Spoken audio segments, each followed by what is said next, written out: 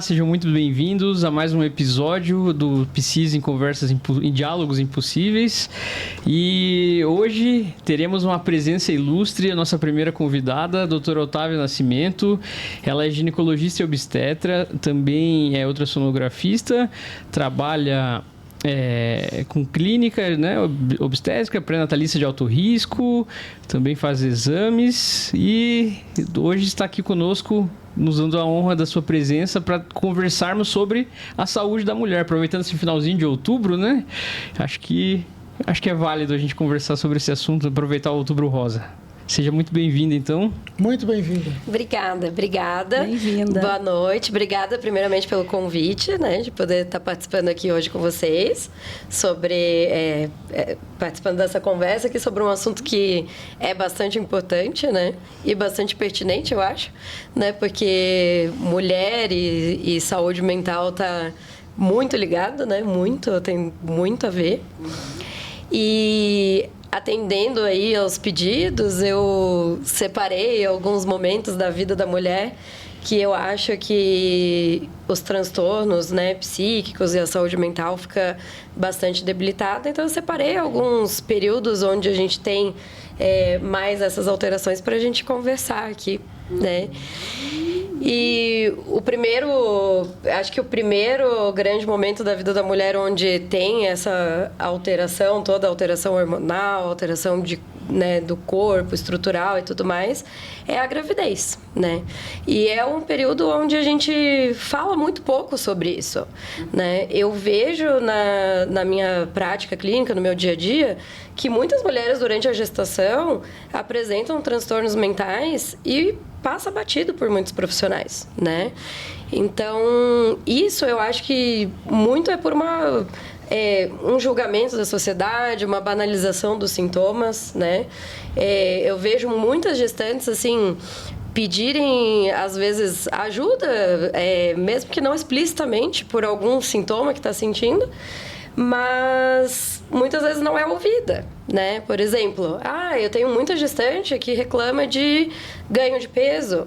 Eu não me reconheço mais no meu corpo, né? Eu não me sinto mais bem nas roupas que eu usava, eu não estou me sentindo bonita, né? E as pessoas em volta falam, como assim você não está se sentindo bonita? Você tem que estar se sentindo linda, né? Então, toda gestante tem que estar se sentindo maravilhosa porque está carregando um bebê dentro dela, né? Então, muitas vezes a gente não sabe como lidar, né, com esse tipo de situação. E é claro que é uma coisa que a gente tem que prestar atenção, né? Então, não sei como é que é na visão de vocês, né, na análise, na psiquiatria, em relação a essas queixas da mulher durante a gestação. Acho que, né, vou introduzir aqui a questão, né, falando também como mulher que me identifiquei já de saída pela questão da gestação. Não que eu esteja gestante, mas enfim, já estive, então acho que participo muito do que você está falando, não só como mãe, mas também como mulher e como psicanalista. Esse momento aí da gestação, ele é muito delicado, porque a transformação no corpo, ela é muito grande, né? Eu costumava falar, eu ia dormir com a barriga de um tamanho e eu acordava, a barriga estava de outro. E se você não está bem psicologicamente ou, né, acompanhada por um psiquiatra, é um momento muito delicado, que você vive muita transformação, não só do corpo, mas também um medo constante de estar gerando aí essa criança, e se essa criança vai estar bem, se não vai estar bem, porque é como se fosse tua responsabilidade única, né? É como se saísse da ordem do biológico e a mãe, né? A mulher está gestando e não que seja colocado assim, mas que muitas vezes até a própria gestante toma para ela essa responsabilidade de que tudo esteja bem. E também, por uma outra via, isso que você falou, Otávia, essa exigência do outro, né? Que você tem que estar uma gestante feliz, tem que estar contente, tem que estar grata, tem que estar... Só o que está acontecendo é coisa boa. E não é. É maravilhoso, é da ordem do inexplicável esse período para a mulher. Mas também é difícil, é delicado, gera medo, angústia, incertezas, né? Como é que vai ser, como é que eu vou ser como mãe, o que vai acontecer até o final da gestação ou nesse momento, seja o mês que for. Então, acho que se traz uma questão muito importante de a gente poder falar nos nossos diálogos impossíveis desse lado também, onde nem tudo precisa ser tomado pela via do maravilhoso. Do ideal. Existe... Do ideal. Do ideal, sim. Exatamente, do ideal. Realmente, até voltando um pouquinho, no episódio anterior nós comentamos que é impossível dissociar o corpo da mente, né? Então, nesses momentos de transição na mulher, são os momentos muito frágeis, são os momentos em que tem o maior pico de incidência de transtornos da ordem psiquiátrica, né, doutor? Sim. Então, a puberdade, a gestação, o puerpério, a menopausa, né, são momentos em que há mudanças, e nessas mudanças acontecem esses picos de patologias específicas, né, cada um no seu momento. E a gestação não é diferente, né? Perfeito. Se vocês me permitirem, eu vou tentar fazer um gancho no comentário, um gancho psiquiátrico e um gancho psicanalítico, digamos. Não quero até me perder, então já deixo um roteiro aqui que eu gostaria, do ponto de vista psicanalítico, de tratar um pouco os temores em torno do momento do parto. Eu vou deixar para o segundo tempo, vou começar e peço, talvez já seja o plano da doutora Otávia, justamente comentar algumas coisas sobre gestação, sobre puerpério, sobre menopausa. Então, e hoje circulando, de certa forma, em hospital geral, o que eu diria, né? Como a gente chama isso do ponto de vista psi, né? Essas são fases ou períodos de suscetibilidade ou de vulnerabilidade para o adoecimento psíquico. E essa vulnerabilidade, ela acontece por quê? Porque está acontecendo nesses diversos momentos, puerpério, gestação, amamentação, menstruação, está acontecendo alterações de transição hormonal abrupta no organismo feminino, e isso tem uma repercussão sobre o psiquismo. E por isso, a doutora Francis acabou de dizer, se há alguma suscetibilidade, eu vou chamar de suscetibilidade psíquica, biológica, social, por que não incluir, então, as gestantes em condições ruins de nutrição, onde os aspectos sociais são relevantes. Os países de pior performance nos seus PIBs têm a maior prevalência de esquizofrenia no planeta. Isso está relacionado com nutrição e primeiro trimestre ou gestação inteira, né? Então, aspectos, apenas para dar um exemplo, como aspectos sociais também impactam essa vulnerabilidade, né? Então, nós estamos tendo em todos esses exemplos mudanças rápidas nas concentrações dos esteroides, quer dizer, em termos, está acontecendo em estrogênio e progesterona, alterações que podem ser mensalmente, o ciclo menstrual, e pode ser também a preparação para engendrar um corpo, para gestar, né? E o que acontece? Os esteroides, esses hormônios, que são o estrogênio e a progesterona, impactam na neurotransmissão. Então, há demonstradamente uma relação entre os esteroides, esses hormônios femininos, e a neurotransmissão, né? Então, aí, o que a gente reúne em janelas de suscetibilidade? Fase lútea, ou seja, o momento pré-menstrual, gestação, puerpério, climatério, menopausa, são todos os momentos onde nós temos janelas de vulnerabilidade, né? Então, isso eu gostaria de comentar.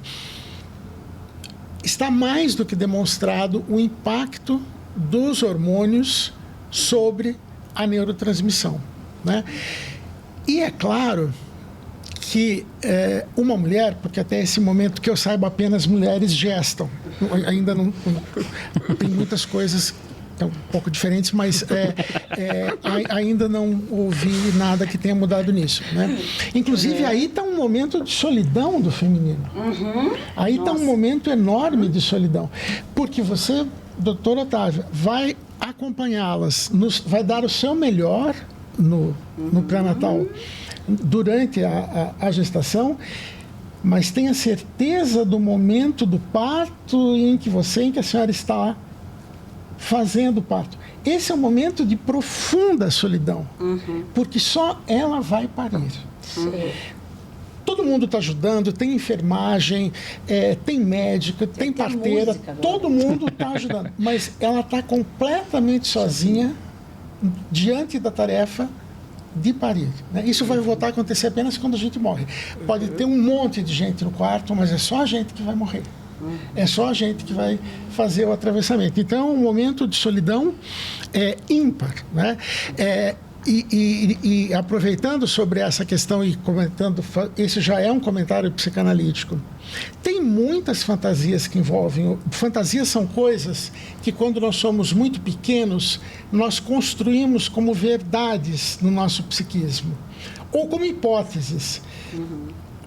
As crianças se batem muito com a pergunta de onde é que vêm os bebês. De onde é que eles saem? Observam a mãe ficando um pouco com uma barriga, e daqui a pouco tem um irmão a mais. Então, assim, as mulheres desenvolvem fantasias sobre esse momento de separação, porque até a separação mãe-filho começa no parto, vai só piorar. Quer dizer,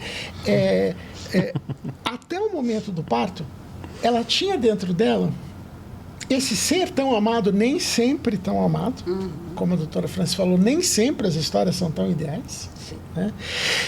Mas era dela, era totalmente dela aquilo. A partir do momento que vocês cortam a placenta, pronto. Já começou um caminho de individuação de um ser humano diferente. Mas como vai ser o atravessamento? Imagine quando não se explica, quando não se fala sobre o parto, ou não se pergunta para ela, você está preocupada com alguma coisa, você está com medo, enfim. Quando isso não é incluído no pré-natal, já está demonstrado que nós aumentamos a prevalência, por exemplo, de depressão e ansiedade no puerpério. Né? Então, isso é muito importante. Né? De novo, como já tivemos a oportunidade de falar, vocês trabalham com uma matéria muito delicada, muito cheia de carga psíquica. Né? E fazem isso como podem, porque nem sempre tem alguém psi do lado, mesmo dos grupos de obstetras, enfim, difundindo mais informação sobre isso. Né? Então, queria apontar essas passagens. Né? A senhora diz, não reconheço o meu corpo. Verdade. Isso acontece. Ainda com o dever de só amar, porque tem que só amar. Qualquer pensamento que venha na consciência, as mamas vão cair, eu vou ficar cheia de estria, você será punida. Não pode falar sobre isso. Não pode falar. Porque elas têm uma fantasia de que alguma coisa que elas pensem vai danar o bebê, vai fazer dano ao bebê. Né? Então, nos processos de análise, eu digo isso como analista, durante uma gestação, uma análise geralmente para. Para em que sentido? A pessoa pode continuar vindo, só que ela tem medo de tocar em determinados assuntos durante a sessão, que aquilo dane o bebê, né? Faça dano ao bebê. Né? Então, não se reconhecem no corpo, e não é a única vez, viu? É que aí é uma janela de suscetibilidade, porque é um corpo que está mudando diariamente, semanalmente. Né? Mas nós teríamos muito a dizer sobre o fato de que nós, de fato, não nos reconhecemos no nosso corpo. E até é bom que, sabe, que você não olhe para o espelho e diz, nossa, esse realmente sou eu. Que tem aquele espécie de estranhamento do elevador, assim, você olha, quem pôs esse espelho aqui? Né?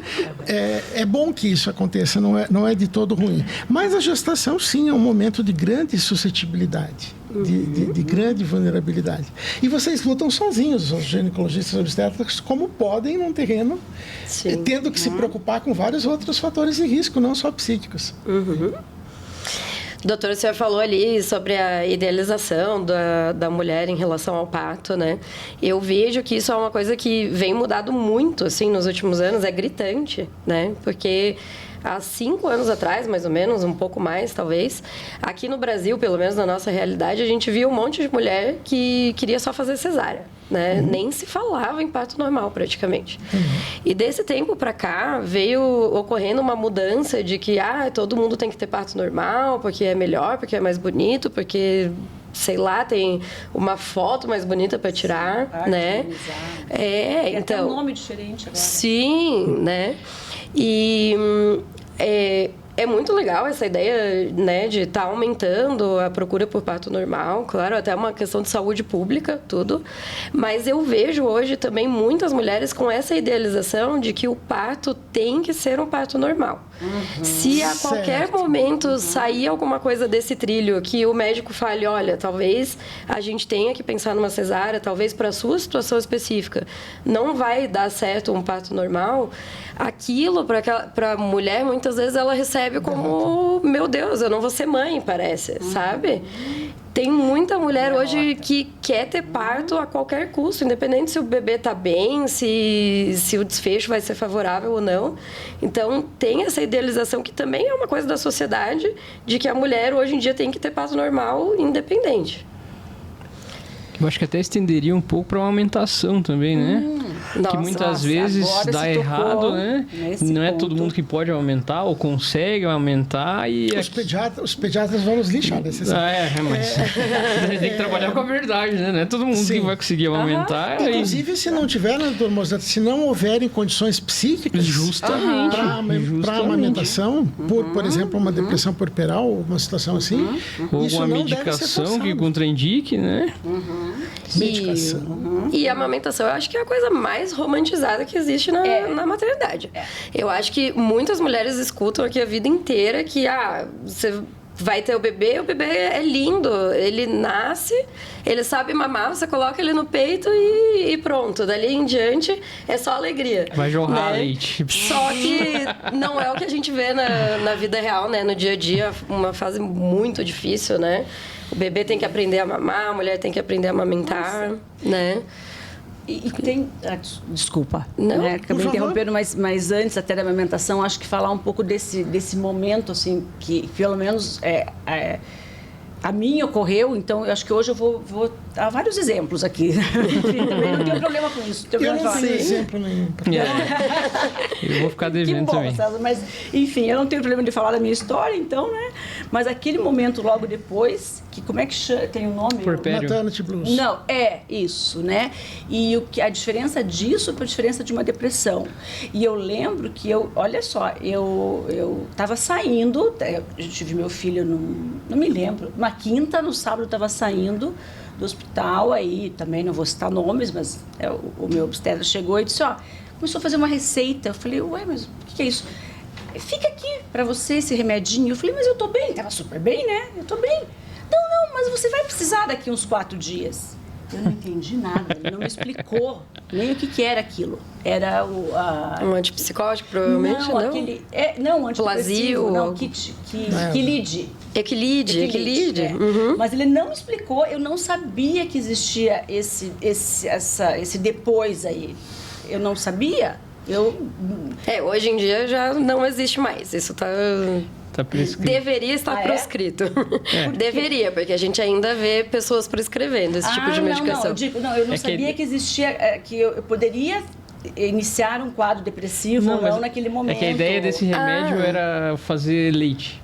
Mas também é um antidepressivo, não é? É um antipsicótico. Desculpa. Hoje em dia não deveria ser prescrito mais, né? Mas ele era usado com essa finalidade de aumentar a lactação. Tá. Né? Então, Você veja, ele não me falou nada. Né? Até Então, agora eu não sabia. Normalmente, assim, principalmente para mulheres que têm cesárea, né? Às vezes o leite demora um pouquinho mais para descer, né? E também demora para descer numa quantidade que a mãe acha aceitável, né? Porque a mãe, muitas vezes, acha que o bebê tá passando fome porque tá saindo pouco leite, mas aquilo ali é uma quantidade normal para aquela fase ali que ela tá vivendo, né? Mas a mãe fica nesse anseio de precisar ter mais leite para nutrir o bebê porque ele tá chorando, ela não sabe por que ele tá chorando, né? E o médico, ele quer dar uma receita milagrosa de não, vamos fazer dar certo a amamentação. E aí ele prescreve uma medicação, né, para aumentar a produção do leite. Doutor Otávio, a senhora não sabe quão sábias são suas palavras. Nós sabemos que a obesidade é uma doença multifatorial. Então, não reduziremos ao comentário que eu vou fazer. É uma doença multifatorial. Não estamos hoje num dia de convite com alguém da endócrino. É uma doença crônica, inflamatória, incurável e multifatorial, né?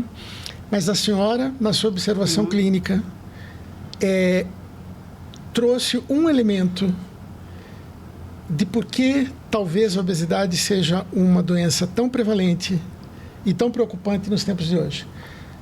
Uma pessoa muito especial na cabeça da gente que se chama mãe, nossa mãe, ela tem uma ideia que se colocar a gente no peito para mamar,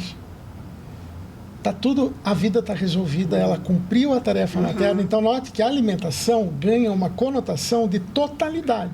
Ela cumpriu o papel de mãe, você não tem do que reclamar, você está bem amamentado, pronto. Bom, essa talvez seja uma das razões que fazem com que o erotismo oral seja tão importante no sentido de a gente chama a fome do objeto oral, não a comida. A comida é o que vai tentar matar a fome, então ela mata a pulsão oral. Então, mas é exatamente isso. Veja, vem lá das nossas experiências mais primitivas. Dei de mamar, tá tudo certo. Freud, inclusive, diz que a imagem da felicidade é um bebê dormindo no colo da sua mãe depois de ter sido amamentado. Isso se observa. A criança muito tranquila, mas deixa marcas que depois trarão também outras facetas, né? Foi levantado uma doutora Francis comentou sobre, eu não sei se talvez tenha um nome mais atual, chamava maternity blues, esse fenômeno de disforia, de pós-parto imediato.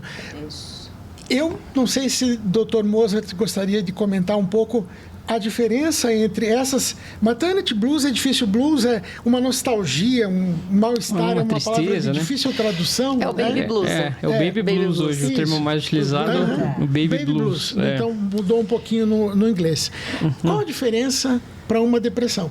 Veja o impacto de uma cesárea. Vou só dar uma última informação.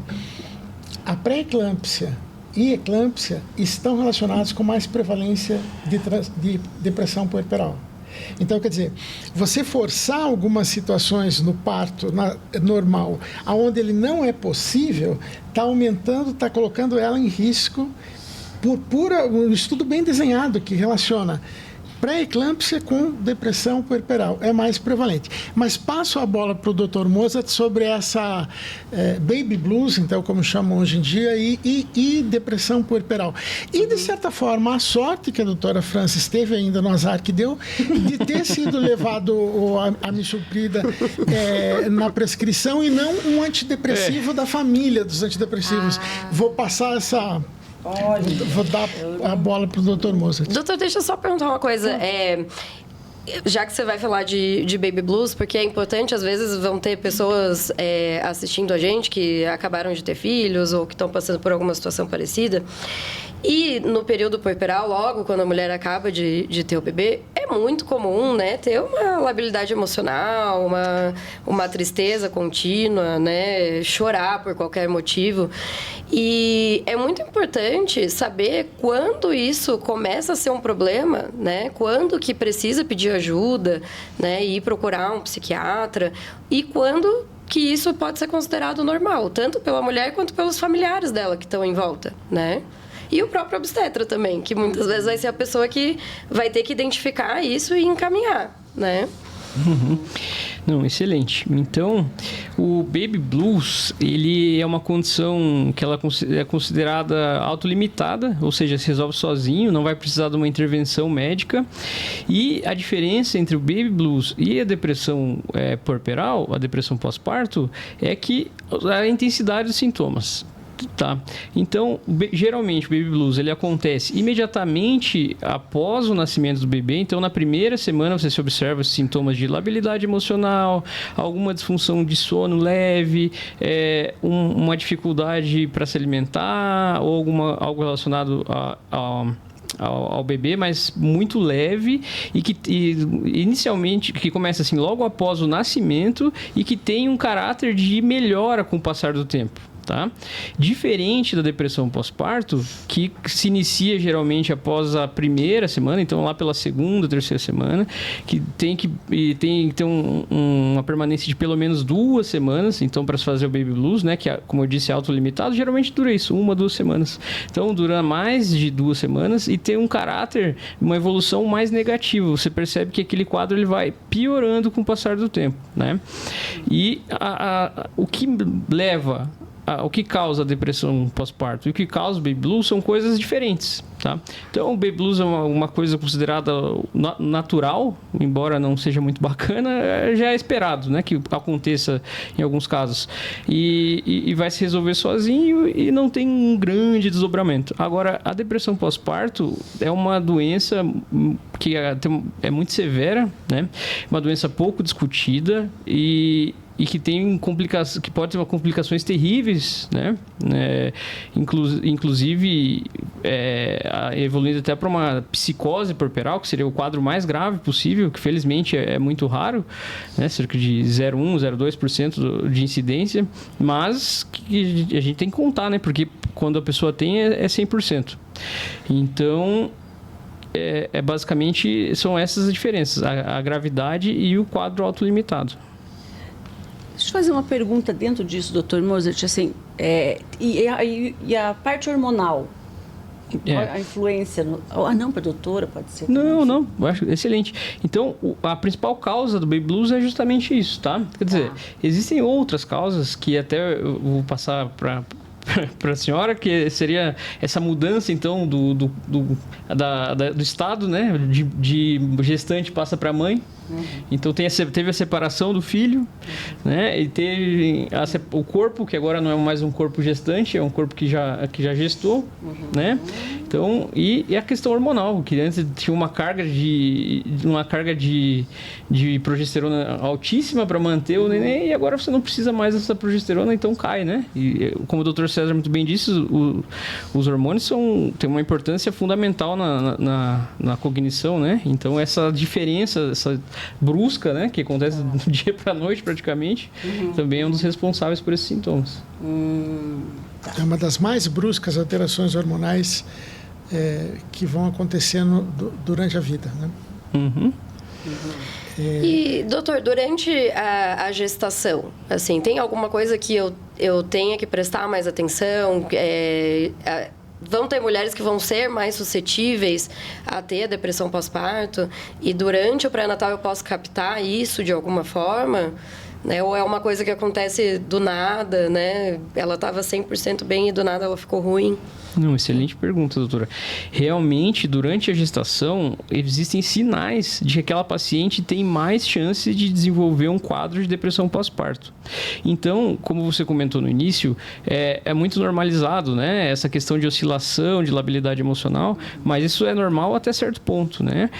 Depois, isso tem um limite para ser considerado normal. Então, a questão, o obstetra tem que estar muito atento, porque essas oscilações de humor, disfunções de sono, disfunções relacionadas à alimentação, elas têm que ser observadas bem de perto, tem que ser dada bastante importância.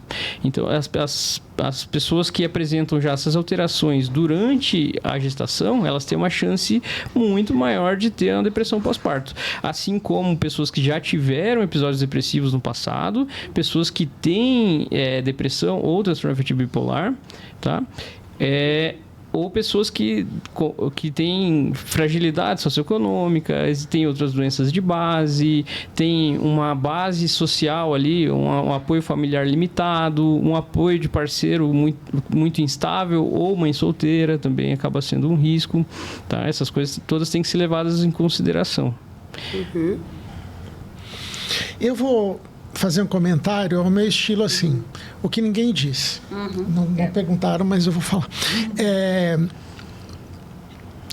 Maternity blues, baby blues, como vocês estão falando, mais atualizados.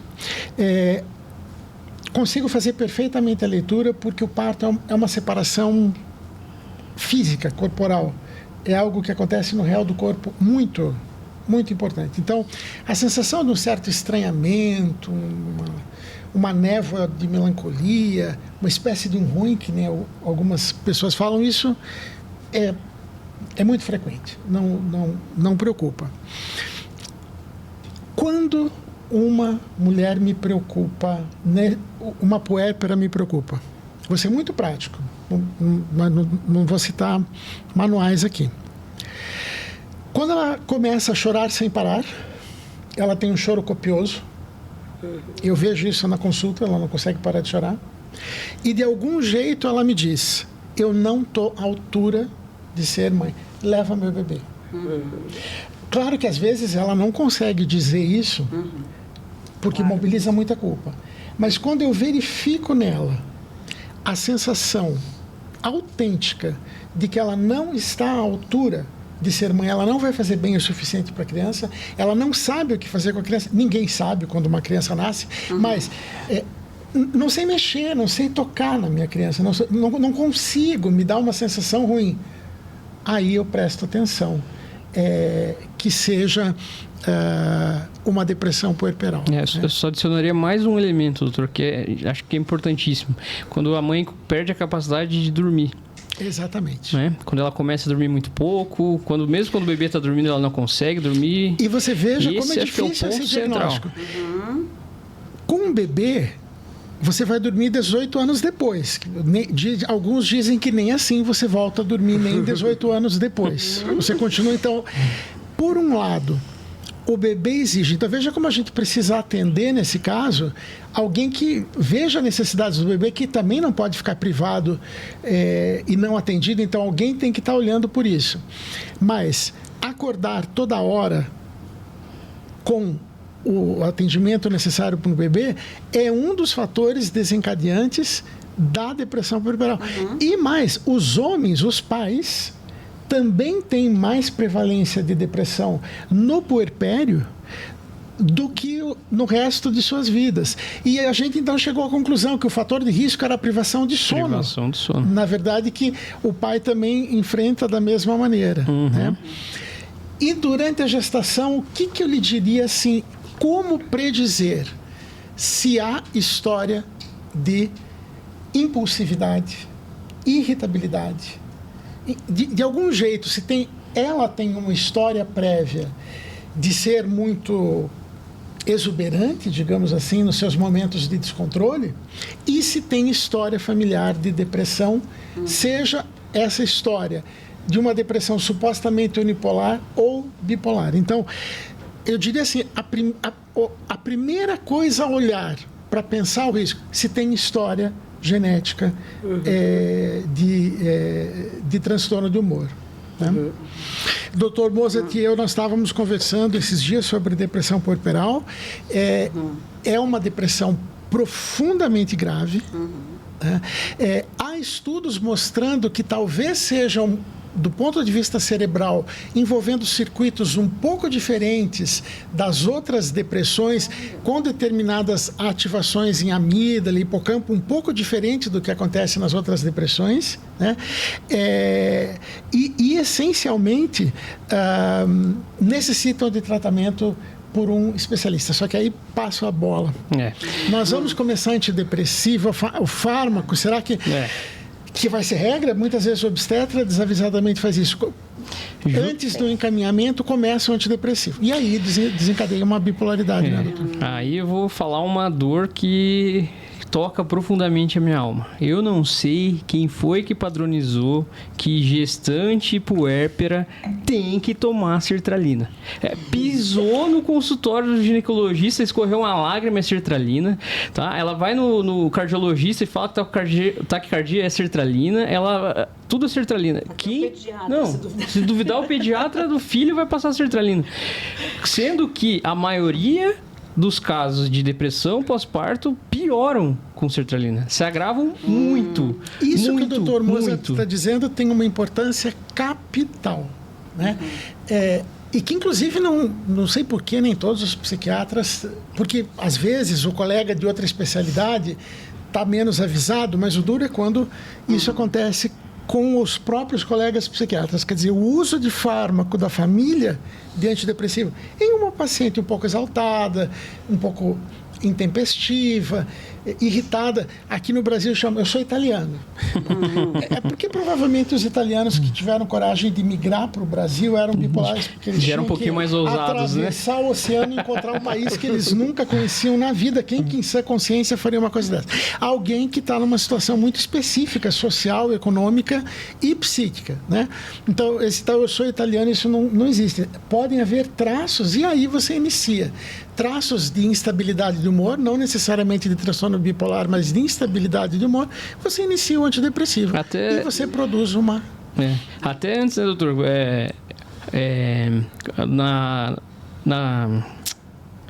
Na TPM, né? Claro. Disforia pré-menstrual, né? Também é convencionado. Antidepressivo. Disforia eu tenho uma TPM terrível, tenho uma disforia pré-menstrual. Antidepressivo. Sendo que também, muitas vezes, isso já é um sinal precoce, né, de um transtorno de humor que está por vir, que vai se manifestar em algum momento e que é um momento mais propício do que esse que a gente está conversando agora, né? E complementar um pouco aqui pela via pelo olhar da psicóloga, da psicanalista aqui. E junto com isso que vocês estão falando, tem assim uma mãe que muitas vezes não está conseguindo amamentar, né? Não voltou ao peso, porque você não sai da maternidade só porque o filho saiu, o teu corpo voltou normal, você sai ainda estando com 6 meses quase. Sim. Né? Todo mundo falando à tua volta, né? É irmã, é sogra, palpite. É mãe, palpite, faz isso, faz aquilo, faz aquele outro. E você tá lá com aquela criança, você não sabe o que é ser mãe, porque, né, como o César sempre fala, a mãe a gente inventa, né? Ela não tem como... Não tem modelo, não tem manual, então a gente inventa. Então, você está lá tentando inventar o que é ser mãe, aquela criança. Então, é muito difícil. Aí, junta com tudo isso, com essa parte hormonal, com a parte... Você vê o que é o tamanho da suscetibilidade, é imenso. É muito grande, muito grande. Aí vem um desavisado, coloca um remédio errado ainda, meu Deus do céu, a receita da desgraça, né? Isso é uma coisa que eu vejo, assim, é corriqueiro, né? Então, a sertralina, eu acho, no mundo da obstetrícia, assim, só tem 2 medicações que dá pra usar com segurança. Paracetamol, que agora tem lá... O Trump colocou em xeque, né? Tem lá alguns questionamentos. E a outra é sertralina. Então, assim, eu vejo constantemente colegas meus obstetras falando que tem uma paciente que começou com alguns sintomas, assim, e eu prescrevi sertralina. Gente, né, não tem por que fazer isso. Eu, particularmente, não prescrevo antidepressivos, antipsicóticos, enfim, para nenhuma paciente, porque eu acho que não é da minha alçada. Né? É médica, sim, mas não é a minha especialidade. Né? Então, a qualquer momento, qualquer situação que eu vejo que me chamou a atenção, eu prefiro encaminhar para um psiquiatra, né, para que possa manejar de forma adequada. Ajudando as pessoas a entenderem, tem substâncias que têm ação antidepressiva sem serem da família farmacológica dos antidepressivos. Então, há recursos que nós podemos usar para tratar a depressão sem recorrer à clássica sertralina, enfim, a família farmacológica chamada antidepressivo. Exatamente. Bom, pensando nisso, meu obstetra me medicou, então... Você foi sugerido, eu estava tentando aumentar para o lactina. Dos males o menor, né? Exatamente. Sim. E se nós falássemos um pouco sobre outra época aí complexa, que é menopausa e climatério. Como é a clínica ginecológica? O que vocês enfrentam, doutora Otávia, aí? Doutor, isso eu acho que tem sido um assunto bastante novo, assim. Por que eu digo que é novo? Porque há pouco tempo atrás, uma mulher de 50 anos era considerada uma mulher já velha, né? Não tinha mais uma vida, né? Ela não trabalhava, não tinha mais relação sexual, né? Não, ela era considerada já uma pessoa, né? Tá pronta pro fim da vida. À beira da morte já. É, isso mesmo. E hoje, uma mulher de 50 anos é uma mulher no auge da vida dela, né? Trabalha, tem relação sexual, viaja, faz as coisas dela, né? E hoje a gente tem pensado muito mais em dar uma qualidade de vida para essa mulher, né? Do que há algum tempo atrás. Então, muitas mulheres hoje vêm procurando o ginecologista, né? Pedindo uma reposição hormonal. E os ginecologistas, por sua vez, também estão estudando cada vez mais sobre isso e prescrevendo muito mais reposição hormonal do que a gente prescrevia há pouco tempo atrás. Mas o que vem de queixa pra gente, né, de menopausa? Vem bastante queixa de calorão, né, que são os fogachos, né, ressecamento vaginal, enfim, coisas específicas, né, da menopausa. Mas a gente recebe muita queixa psíquica mesmo. Eu ando muito irritada, eu choro por qualquer coisa, não consigo dormir, eu brigo com todo mundo, né? E, de fato, a gente sabe que a oscilação hormonal vai fazer alguns desses sintomas, né? Porém, eu muitas vezes fico na dúvida também do que vai ser melhorado só com reposição hormonal e o que é que eu preciso fazer ainda de tratamento, né, com essa paciente para que ela melhore 100%. Eu preciso encaminhar ela para um psiquiatra, ele vai precisar usar alguma outra medicação. Então, às vezes eu fico pensando qual é o ponto que eu preciso encaminhar essa paciente também. Eu vou passar já para o Dr. Moser, depois posso fazer algum comentário. Antes, fazendo uma lembrança, né? As mulheres, elas, a doutora trabalha totalmente com isso, elas ficam, entre aspas, protegidas por uma espécie de substância milagrosa chamada estrogênio durante uma vida inteira, né? Elas ficam cardiologicamente protegidas, elas ficam dermatologicamente com efeito, enfim. E psiquicamente também. Por exemplo, existe mais prevalência de esquizofrenia, que é uma doença que costuma aparecer no final da adolescência, mas existe uma esquizofrenia em mulheres de início tardio que muitas vezes acontece lá no período do climatério da menopausa. Então, isso para dizer como é impactante a queda do estrogênio como fator de proteção. Bom, uma doença complexa como a esquizofrenia pode iniciar tardiamente em mulheres e era um mistério, mas por que mulheres podem ter um início mais tardio de esquizofrenia? Hoje se sabe que é em função do estrogênio. E não só, o que o doutor fala? Não só a esquizofrenia, mas os transtornos de humor como um todo tem o segundo pico de incidência ali na menopausa também. Olha, isso tem umas histórias engraçadas, porque eu já ouvi cada disparate, né? Assim, de pessoas comentando os sintomas mais esdrúxulos possíveis e daí complementavam no final. Mas era por causa da menopausa.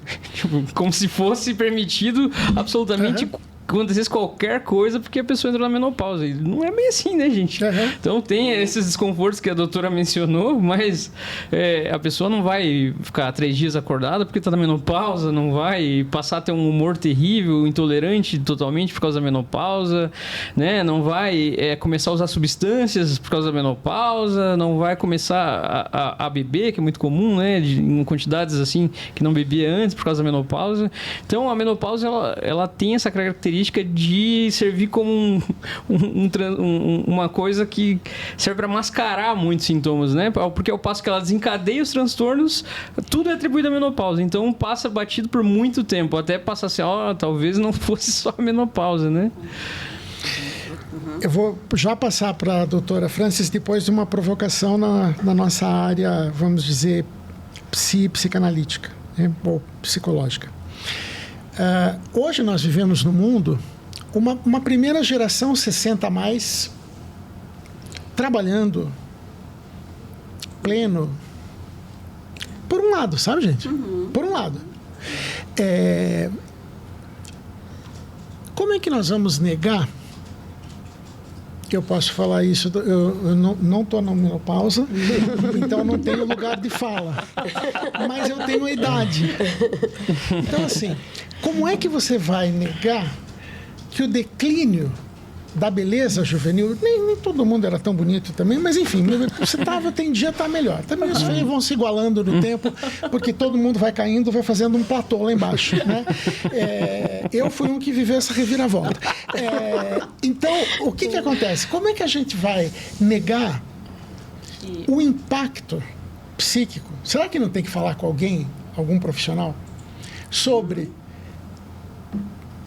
queda do vício do corpo, cansaço. Envelhecer é maravilhoso, porque a outra opção é muito pior, a outra opção é morrer.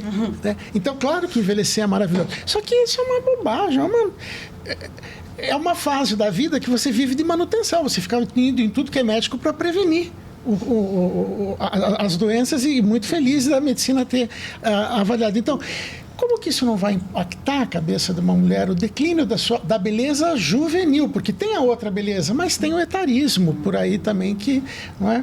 Então, será que não vai impactar mais além do estrogênio? Porque a minha hipótese é a seguinte: sem reposição hormonal, ela não melhora. Só com a reposição hormonal, ela também não melhora. É essa a minha impressão. Então, eu pergunto para a doutora Francis: perda do vício do corpo, do vício juvenil. Claro que tem 1000 coisas que você pode fazer, mas isso aí é o podcast dos diálogos possíveis. Vão debater tudo o que você pode fazer. E aqui são os diálogos impossíveis, né? Então, como você vai se haver com um corpo que não é mais o mesmo, gente? Acho que esse é um ponto bastante importante, César, porque é justamente falar disso que ninguém fala, que a gente tem que falar. É exatamente isso, né? Eu costumo dizer que, eu falei que hoje eu vou estar aqui meio como me usando como exemplo, mas enfim, tem dias que eu deito assim, bem, também acordo, eu tô com 2 rugas. Eu falo, mas eu fui dormir, eu não tava com essas rugas. Como é que pode? Então é uma mudança muito drástica, porque não é uma coisa que vai indo assim, de repente parece que cai, e daí cai tudo. Cai cabelo, a unha quebra, a pele, o cansaço. E, doutora Francis, é a nossa área, né?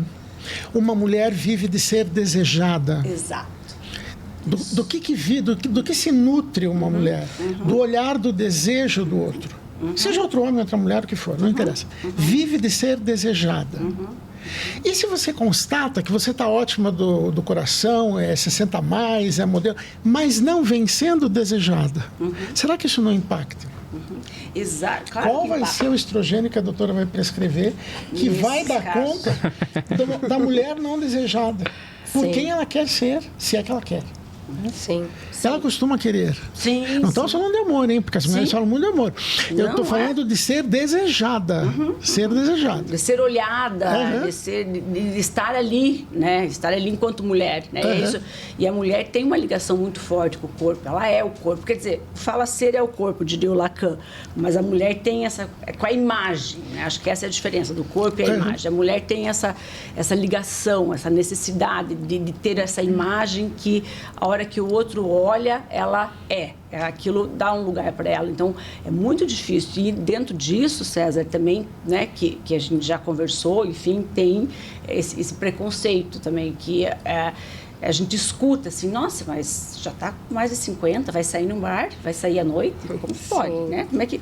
E aí vai fazer o quê? Não tem mais muito o que fazer, pois o filho já cresceu, já está criado. Aí que foi tocado o assunto. Né? A função mãe já não é mais tão necessária. Ela se concentrou na maternidade. Exatamente. E agora deu tudo certo, o filho foi para o mundo. Exato. E aí faz o quê? Com tudo que está aí acontecendo nesse corpo, e essa mulher não tem mais uma função, um lugar, né? Por isso que a gente sempre trabalha isso na psicanálise, que é o que essa mulher pode ser além de mãe, para também não se reduzir só ao papel de mãe, porque ela vai ter que se inventar de um outro modo nesse momento.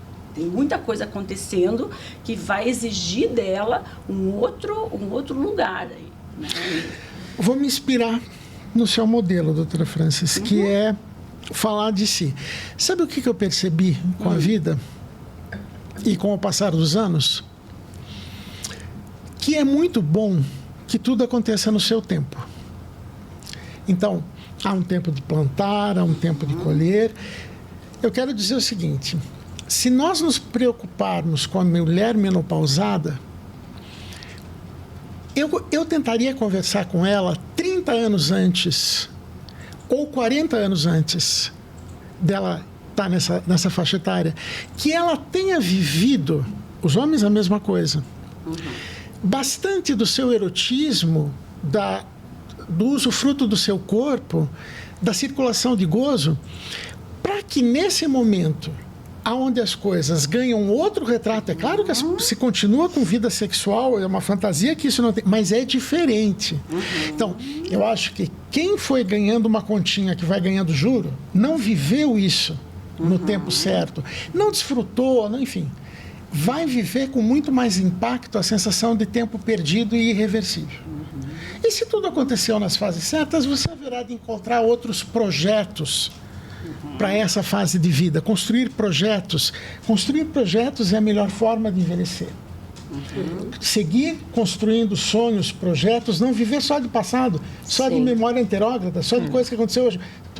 Assunto de velho é só passado. Não, a gente precisa criar assuntos novos. Essa é a boa forma de envelhecer.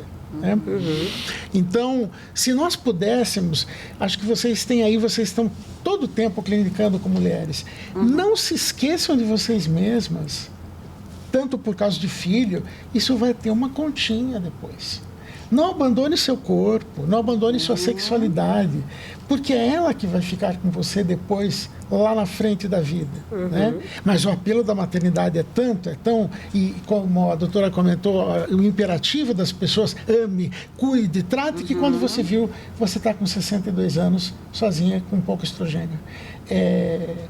Não gostando do espelho e tendo que escutar segregações, as mulheres estão muito expostas a isso, por isso elas talvez desenvolvam mais depressão. Serem desamadas, serem espancadas, serem agredidas. A condição feminina está muito próxima da vulnerabilidade. Né? Então, eu diria, viva cada fase da sua vida de uma maneira plena, para que quando algo decline um pouco, dos 60 em diante, dos 70 em diante, dos 80 em diante, você não tenha uma loucura por continuar jovem ou ser jovem, porque você viveu. Né? Você viveu. Sim. Senão vira aquele atleta, né, que era muito...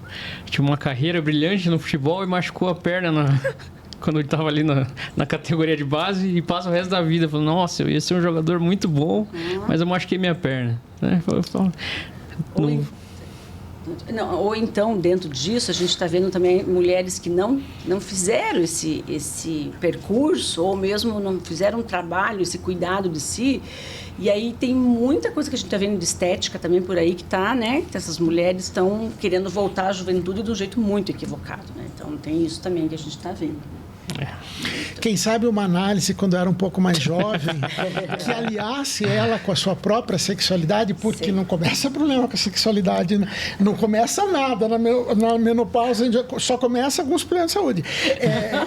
A coisa vem acumulando uma continha. Então, a relação com o corpo que essa mulher teve a vida toda, com ser desejada, se ela não recuou de eu quero ser desejada e vou atrás disso, né? Se ela cai um pouco nos feitiços do amor, porque pede muito amor e está querendo desejo, daí Papai Noel manda o presente errado. Você escreve na cartinha, eu quero ser amada. Ele manda um homem que te ama. Só que você precisava ser desejada, mas você escreveu, eu quero ser amada, o Papai Noel vai trazer conforme agora você tem todo o amor da sua vida aos 60 anos. E agora? Como é que você vai fazer com os outros aspectos? Sim. Né? Por isso a importância desses diálogos, né? Nunca vai estar em nenhum manual, assim, psiquiátrico, né? Chega o paciente com essas demandas no seu consultório. Você tem que ter né? Você precisa se amar, você precisa conhecer, você precisa... Quer dizer, isso não vai ter um remédio que vai resolver esses conflitos, né? Então, tá aí a importância dessa ampliação da discussão. Claro, entende, Mozart? Quer dizer, uma coisa na minha idade, em torno de 60 anos, não importa, uma coisa é você nessa altura do campeonato, eu sair pedindo amor e desejo, ou nessa altura do campeonato eu tentar montar com vocês que são mais jovens um espaço de um podcast onde eu consiga transmitir alguma coisa que eu acumulei no correr da vida e me mobilize. Eu estou indo atrás, é plenamente possível e vou fazer isso muito melhor do que eu faria nos meus 20 anos. Então, mas acho que isso é possível por um caminho. Não ter recuado da sexualidade durante a vida anterior vai alterar muito a maneira de atravessar esse período diferente, totalmente diferente. E acho que só fazendo, para quem não tem muito, às vezes, esse conhecimento, né, a sexualidade, não enquanto sexo só, mas enquanto desejo. Claro, enquanto desejo. Enquanto o que desejo. Acende teu fogo na vida. Exato. O que te acende. Nós já vamos caminhando para o encerramento, e claro que passo a palavra antes disso, mas já comentando vocês que estamos nos encaminhando para o encerramento desse nosso tempo, agradecendo profundamente as pessoas que nos ouvem, como a presença incrível, está muito gostoso conversar aqui com vocês, né? Eu diria algo assim, antes de passar a palavra a vocês. Se você se interessa por questões, se o trabalho no campo psi te toca, se você é profissional da área psi, ou se você é paciente na esfera psi, essas questões te interessam, questões do campo do psiquismo, ou simplesmente você se inquieta com o que você está vendo no mundo ao seu redor, esse espaço desse podcast é um convite. Em cada episódio nós vamos tentar renovar reflexões, diálogos com colegas de outras especialidades, troca com colegas da mesma especialidade com suas experiências clínicas, e criar um lugar. Se você busca, o nosso objetivo é criar um lugar onde ainda se possa pensar, onde você esteja autorizado a pensar. Quem sabe esse canal te interessa. Agradecemos muito e passo a palavra a vocês. Eu queria agradecer também, né, todos que estão aí, convidar para os próximos episódios, agradecer a possibilidade de estar aqui com vocês. Acho que é isso. Obrigada. Também gostaria de agradecer os meus colegas hosters aqui, e nossa ilustríssima convidada. Muito obrigado pela disponibilidade. Obrigada.